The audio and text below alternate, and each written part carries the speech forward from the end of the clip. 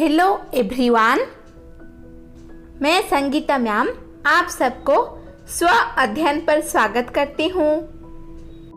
आज हम कक्षा 12 की बादल राग कविता अध्ययन करेंगे। कवि हैं सूर्यकांत त्रिपाठी निराला। कवि के अनुसार बादल किसानों के लिए उल्लास के नवीन निर्माण का अग्रदूत है, जो किसानों के अंदर क्रांति की भावनाओं को जन्म देती है। कवि के अनुसार बादल शोषित वर्ग के शुभचिंतक के रूप में जाने जाते हैं। प्रस्तुत कविता में कवि ने बादलों को क्रांति का प्रतीक माना है। तिरती है समीर सागर पर, अस्थिर सुख पर दुख की छाया, जग के दग्ध हृदय पर निर्दय विप्लव की प्लावित माया। यह तेरी रणतरी भरी आकांक्षाओं से, धन भरी गर्जन से सजग सुप्त अंकुर, उर्मे पृथ्वी के आशाओं से नवजीवन की ऊंचा कर सिर ताक रहे हैं ए विप्लव के बादल। यहाँ पर कवि कहते हैं कि जैसे ही आकाश पर बादल छाते हैं तो कवि को ऐसा प्रतीत होता है कि मानो ये बादल युद्ध की नौकाएं हैं जो हवा और सागर के बीच में तैर रही हैं। कवि कहते हैं कि ये बादल रूपी नौकाएं निम्न वर्गों के आकांक्षाओं रूपी अस्त्र शस्त्रों से भरी हुई है। हे बादल, ये जो तुम्हारी गर्जना है रणभेरी के समान है, जिसे सुनकर निम्न वर्ग सजग हो गया है और वो तुम्हारी ओर आशा से देख रहे हैं। हे क्रांति दूत मेघों, तुम आओ। फिर बार बार गर्जन बरसन है मुसलधार, हृदय थाम लेता संसार, सुन सुन घोर वज्र हुंकार। असिन पात में साहित उन्नत सशत वीर, क्षत विक्षत हत अचल शरीर, गगन स्पर्शी स्पर्धा धीर। यहाँ पर कवि कहते हैं कि बादल तुम बार बार गरजते हो और भीषण वर्षा करते हो और तुम्हारी गर्जन को सुनकर संसार भयभीत हो रहा है। बादलों में चमकने वाले बिजलियों से जैसे बड़े बड़े पहाड़ खंडित हो जाते हैं, उसी प्रकार शोषित वर्ग जब हुंकार भरते हैं तो बड़ों से बड़े पूंजीपतियों का घमंड चूर चूर हो जाता है। हंसते हैं छोटे छोटे पौधे लघुभार, सस्य अपार हिल हिल खिलखिल, हाथ हिलाते तुझे बुलाते, विप्लव रव से छोटे ही हैं शोभा पाते। कवि कहते हैं कि क्रांति की गर्जना को सुनकर छोटे छोटे पौधे अर्थात वर्षा पानी पाकर जल पाकर छोटे छोटे पौधे हर्षित होते हैं और चारों ओर हरियाली छा जाती है। कवि स्पष्ट रूप से कह रहे हैं कि क्रांति का स्वर सुनकर वंचित वर्ग ही प्रसन्न होता है।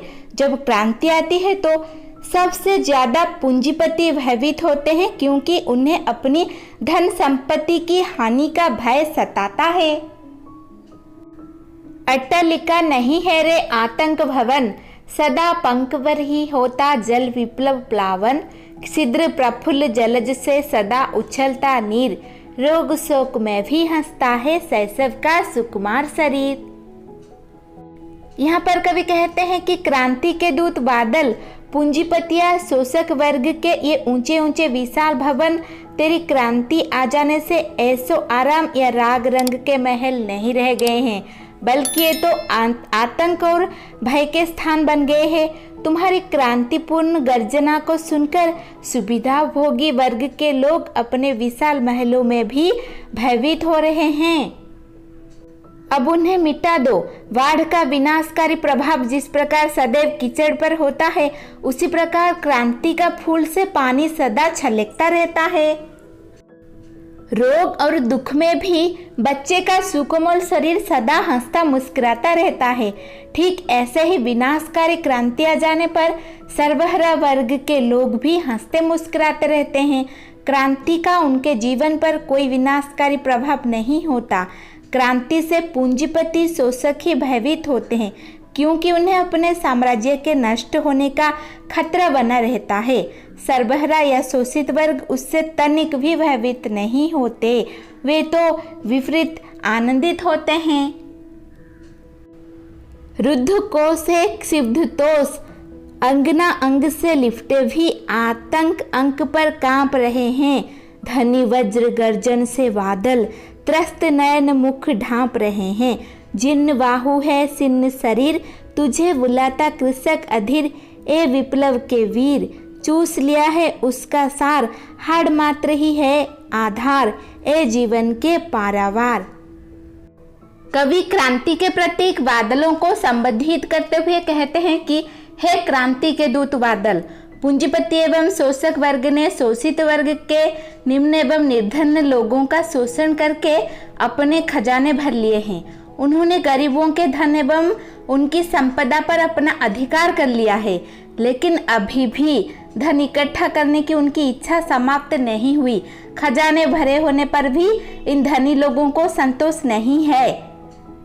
इस पर निम्न वर्ग क्रांति कर उठा है। कवि कहते हैं कि हे क्रांति के दूत बादल, तेरी क्रांति की वज्र रूपी घनघोर गर्जना को सुनकर यह पूंजीपति वर्ग के लोग अपनी प्रेमिकाओं के अंग से लिपट रहने पर भी भय से कांप रहे हैं। इस प्रकार यह शोषक वर्ग के लोग बादलों की वज्र रूपी हुंकार सुनकर उससे डरकर अपनी आंखें और मुंह ढक रहे हैं। वह अपने को कहीं छिपाने का प्रयास कर रहे हैं। कवि कहते हैं कि है क्रांति के वीर बादल, यह शक्तिहीन और व्याकुल किसान तेरा आह्वान कर रहा है, अर्थात तुझे सहायता हेतु पुकार रहा है, जिसकी भुजाएं पूंजीपति के शोषक के कारण जर्जर हो चुकी है और उसका सारा खून पूंजीपति ने चूस लिया है। इसीलिए उसका शरीर निर्बल हो गया है। पूंजीपति वर्ग के लोगों ने इस किसान का समस्त जीवन का रक्त रूपी सार चूस लिया है। वह अब ढांचा मात्र शेष रह गया है। कवि कहते हैं कि हे जीवन के सागर, तुम ही ने नवजीवन प्रदान करो, अर्थात तुम ही इन्हें नवजीवन प्रदान कर सकते हो। धन्यवाद। ऐसे ही वीडियोस देखने के लिए चैनल को सब्सक्राइब कीजिए और नोटिफिकेशन पाने के लिए बेल आइकन को दबा दीजिए।